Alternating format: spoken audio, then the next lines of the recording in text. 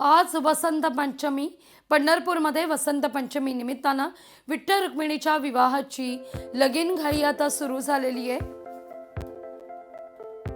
याकरता मयूर मंडपही उभारण्यात आलेला आहे।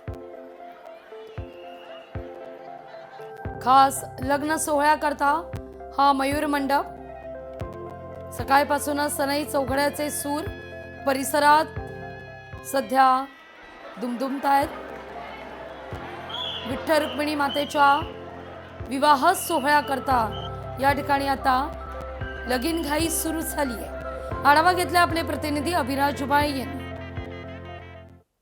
आज वसंत पंचमीच्या शुभ मुहूर्तावर श्री विठ्ठल रुक्मिणी मातेचा विवाह सोहळा पंढरपूरमध्ये संपन्न होतोय।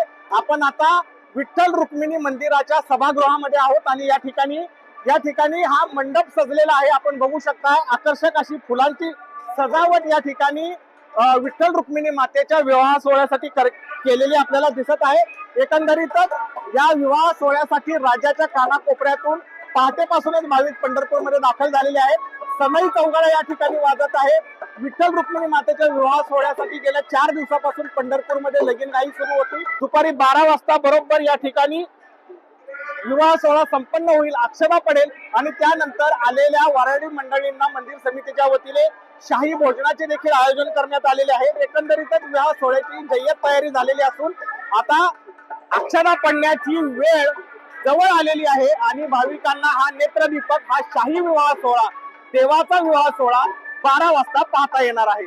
अभिराज जुबाळे, लोकशाही मराठी, पंढरपूर। लोकशाही मराठी ऐका, पहा, जागरूक रहा।